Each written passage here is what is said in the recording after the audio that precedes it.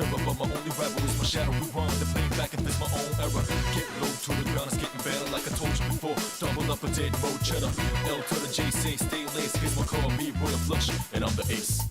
Normally, I welcome you back to Retro Rebound. I give you a lot of good energy here, but I gotta match the theme of today's game, Persona 3. You know, every Persona game's built around a theme. Persona 4, reaching out to the truth, as they say in its wonderful battle theme. Persona 5 is about fighting against injustice. But then you have Persona 3. All aboard the feels train.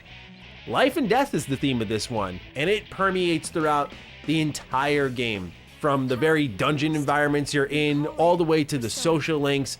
A game about connection and how important it is, and how fleeting it can feel in the face of death.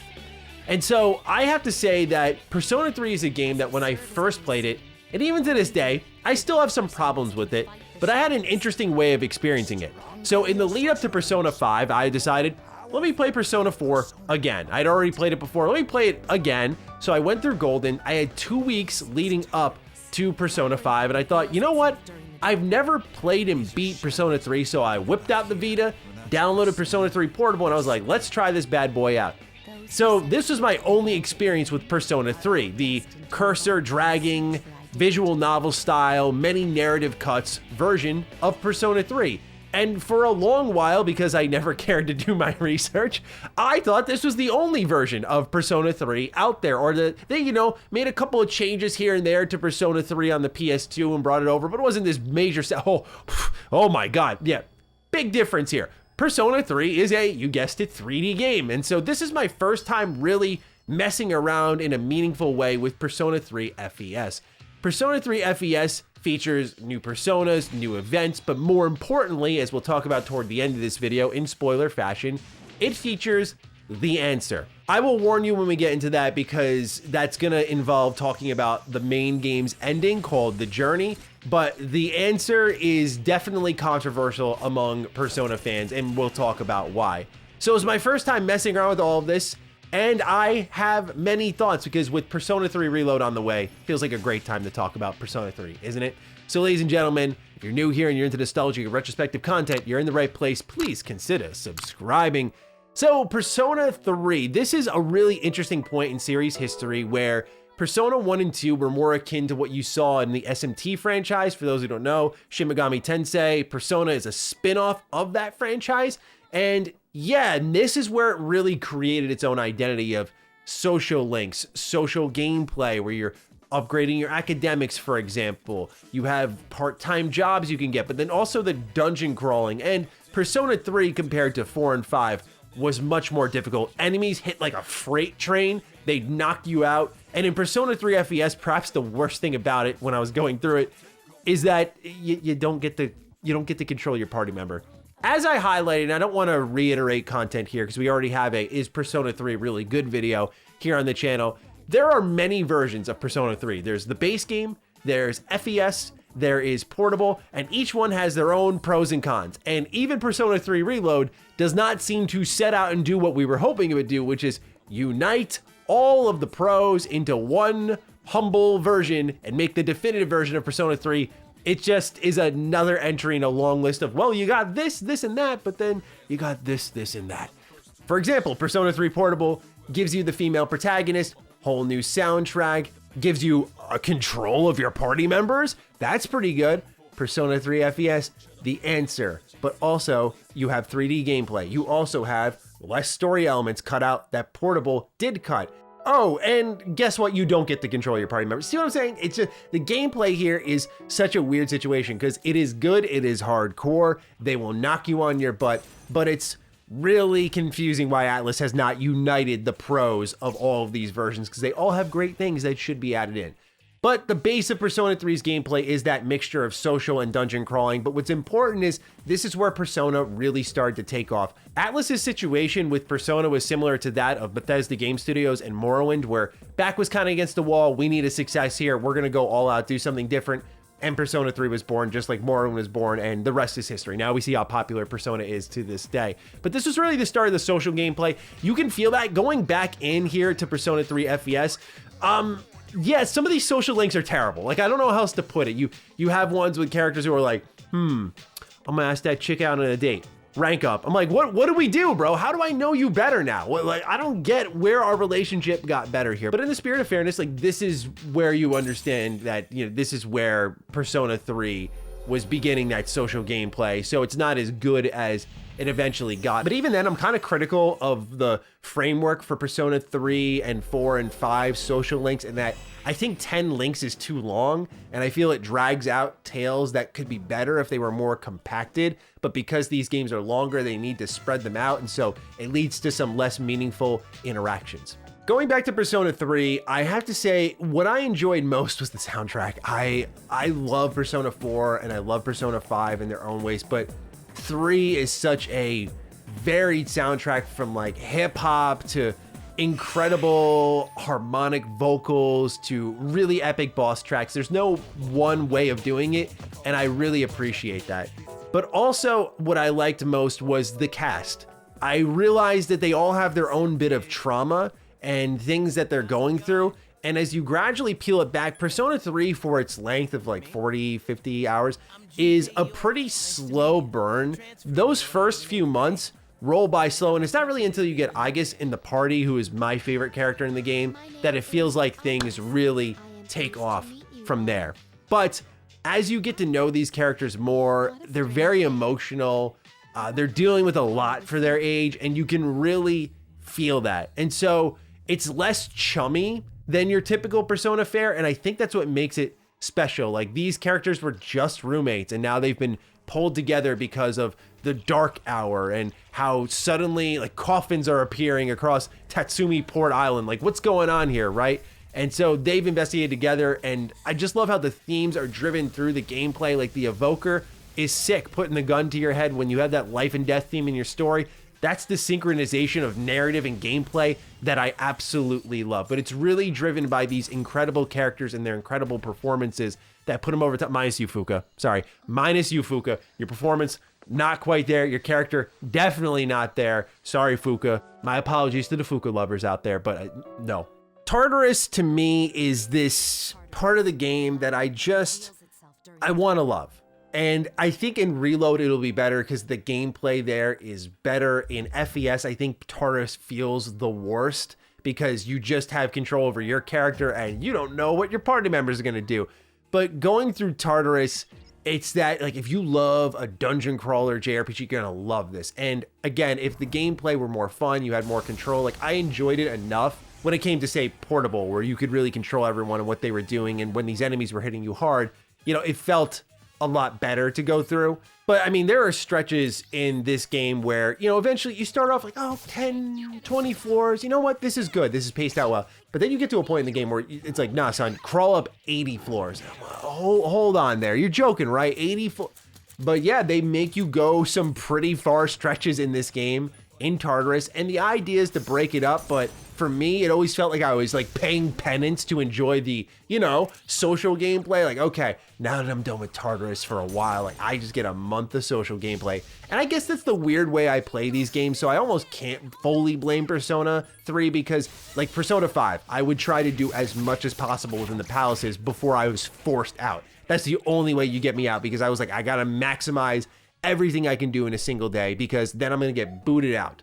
But it's just a drag. Even if you enjoy like filling out the compendium, it's not the best way to experience Persona.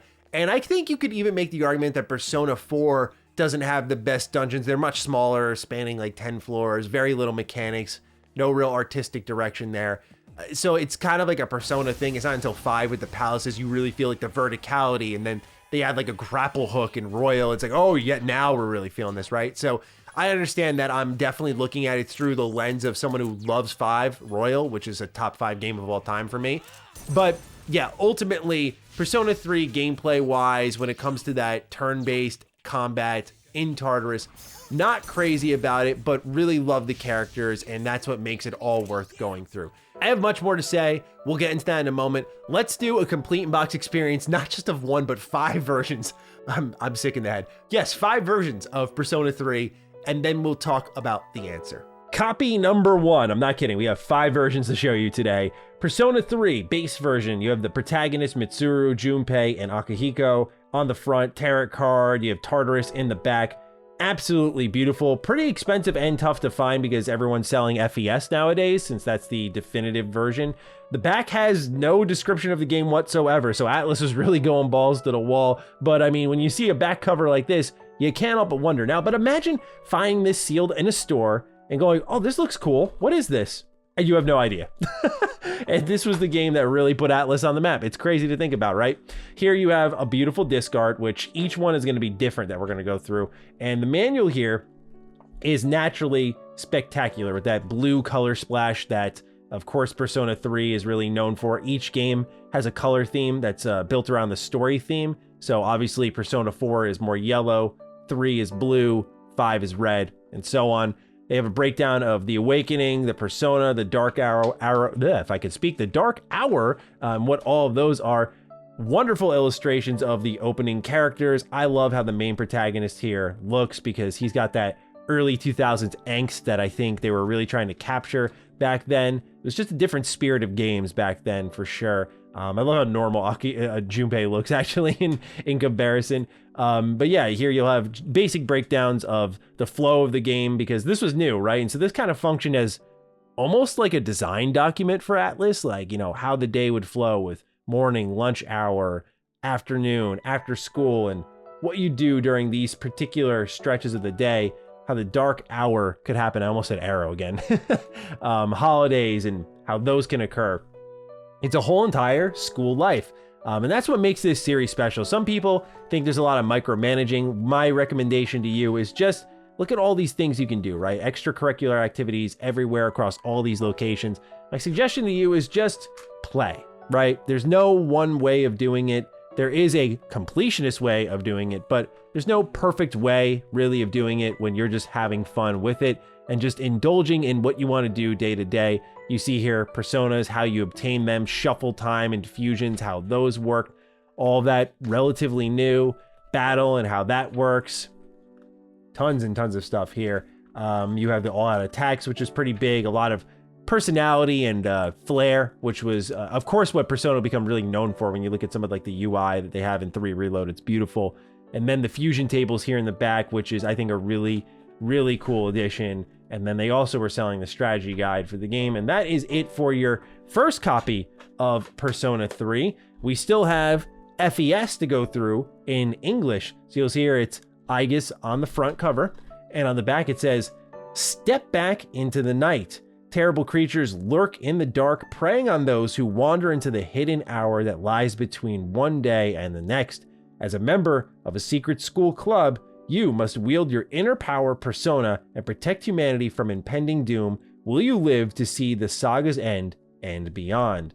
And they say here that you play the original 70+ hour game with brand new personas, events, and a hard mode, which is hilarious. This game's already hard. And they also say jump right into the 30+ hours of new content found in the all new chapter, The Answer. And again, Aegis front and center here. You see Metis up top here. On the inside, another disc art, another manual art. Absolutely love the manual art for this here. Everyone in Gekugan High, just talking, having a good time, you know, again, enjoying life. This is interesting because this manual is basically the same, except it's themed around the color green, which I don't know if anyone in the audience knows why this is the case. The only main difference here is you're going to see on the bottom left here, they say what the answer is, which is a new chapter exclusive to FES edition. Shows the rest of the story. A month after the finale of Persona 3, the group finds themselves in another deadly situation as they're trapped inside the school dorm, as the same day repeats over and over. And then they meet the mysterious Metis. So they also talk about additions to the game, which are new personas, social links, events with the allies, as well as a new difficulty, new fusion system, new requests, and more. And you can carry over your save data, which will carry over things like the Persona Compendium, as well as the fusion spells, the main character's academic stuff, all that good stuff. So pretty good, right? So if you already own one version, they try to make it worth your while. Otherwise, beyond just the color green, nothing relatively new here, but you do get some pretty cool art that if a picture could sell you on a game, yeah, let it be this. And then this I actually had in a wall scroll back in my old studio space when we had the OG Retro Rebound set. So yeah, now you're probably wondering, well, those are the two main versions, Maddie. What do you, oh, of course it's gonna be portable, right? Nope. All Japanese versions here. So this is the Japanese version of Persona 3, just the base version. You'll notice here that the front cover art is the same as the back cover art here. So getting a little creative, Atlas, I see it. And this actually earned itself a back cover description. Can I read it? No, unfortunately not. I stopped studying Japanese a few years ago, but it's there. I don't know why the English version didn't get that, but nonetheless, I adore this disc art. It was something I was really excited to show y'all. I think this looks so cool. Like the silhouette, it's kind of got that old school PS1 design to it. I don't know, it just really lights my fire. I adore it personally.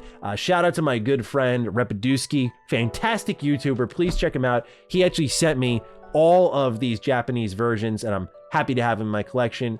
You'll see here, this is the same art that's on the manual within Persona 3 FES. And guess what? This is also Persona 3 FES. If anyone knows why there were two versions outside of a reprint, like if there's something else, because that's my guess, let me know. But I thought this was just fascinating to show off. And he knew nothing about Persona in that sense. So he was like, dude, I just grabbed these because I thought you'd like them. And he was right. Now, when you look at the spines, they read something a little bit different. So to my Japanese readers out there, perhaps you can make something of this. Anyway, back in the box, also a little bit different in the way that information is laid out. You can see, like, for example, the protagonist is still here on the top left corner of each, but meanwhile, the imagery and how it's laid out is different. So yeah, you also have different disc art, which is cool. You have Aegis here. Meanwhile, on this one, you have the protagonist. So someone make sense of it, because I have no idea. But nonetheless, ladies and gentlemen, I know it was one of our longer complete in box experiences, but I thought you'd appreciate this extremely deep dive into all of the Persona 3 versions that exist on PS2. Okay, so now we're going to talk about the answer. Complete spoiler warning here. We are going to ruin the main story of Persona 3. So if you plan on playing the main story of Persona 3, this is your warning that I'm going to spoil it in full, and we're going to dive into the answer, which I'm also going to spoil in full because it's my first time experiencing this. 3, 2, 1, go. Okay, so protagonist dies at the end of the game. And I love me a bittersweet ending. I love that we won, but at what cost? And the answer begins in a very somber way. Everyone's distant. It's a phone call between Fuka and Yukari, and you can feel Yukari doesn't want to be around everyone. They're young. They don't know how to process this. They just lost one of their closest friends, if you max out your social links. And so the music that plays, it's pretty hard hitting right away. It matches again perfectly the tone and the feel of the game. And it was unique for me to feel that because I was like, oh man, you know, I think of, I won't spoil anything, but the other endings of Persona, and when it ends, that's just a hard cutoff and you're kind of left longing to see them once more. And this game is really giving you a ton of that. Like here, the story ended and there's more afterwards, where something like 5 Royal, we'll just say the third semester feels like such a natural integration that I look at it in hindsight, like, was Persona 5 actually done when they shipped it? Because Royal was just perfect. But I digress. The answer begins in a very somber way, and there's a lot of talking points surrounding this expansion, we'll call it, and what makes it a slog.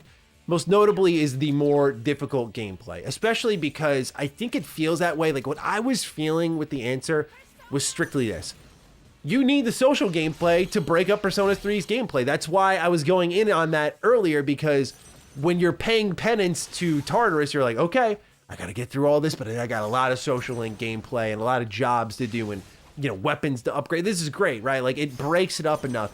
Persona 3's The Answer is like this real hitting you over the head of dungeon crawling with a minimal amount of story input in the scheme of things. And so it is a lot where I almost think people are better off, if you're ever curious about The Answer, like watching say a cutscene movie, because it really hits you with a ton of gameplay when you factor in how it's more difficult. There's no compendium, can't control your party members. It's a major test of patience where, again, looking at Persona 3 Reload, I can't help but stare at it and go, what? Like, this was your chance, man. Like, this was the chance to right the wrongs of The Answer. Knowing Atlas, they'll do Persona 3 Reloaded, and they will re-release it with The Answer, with all of the little bells and whistles that we were asking for, because what Persona game haven't they re-released, right?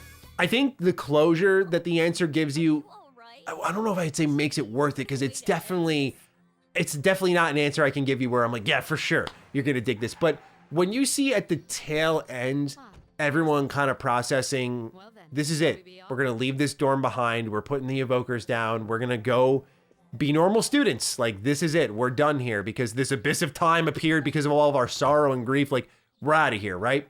And to see, like, at the end, Yukari's telling Aegis, like, come be my roommate. And they run and the music kicks in. You get this feeling of, you know what? They lost someone really important to them, but they're happy now.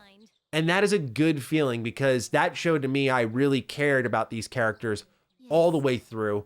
And again, pins a point that I was talking about earlier, which is what got me through Persona 3 in its base form were these characters, right? And now seeing that resolution was fantastic. It does come with some sacrifices.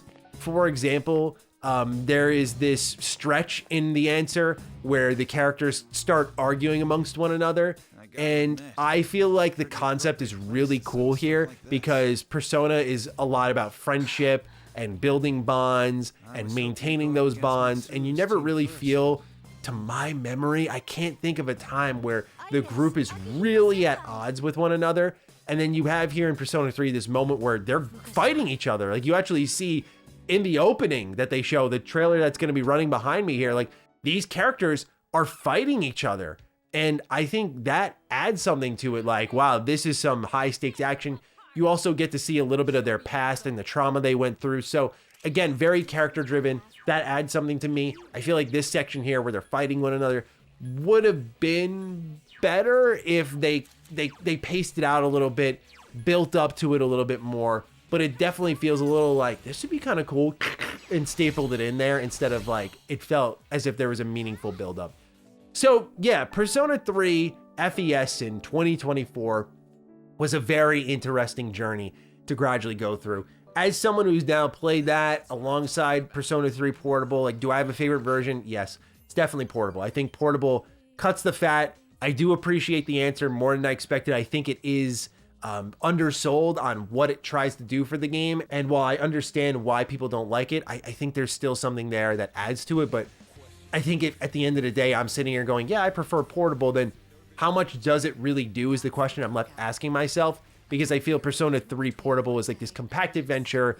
You trim the fat of all the gameplay elements, like Tartarus isn't this far spanning. You get to zip and zag from all of these different social elements in the game without the running around. So it's kind of quickened up, and it ends up being this like sub 40-hour game, which Persona doesn't get to say often at all. You look at Persona 5, they're like, take your time in the loading screen, take your time. And then 130 hours rolls by, take your time. And you're probably like, oh my God, end already, right? So that unique approach makes Persona 3 Portable to me really attractive compared to FES. They all have their own strengths. I wish Reload was going to be this grand unifier.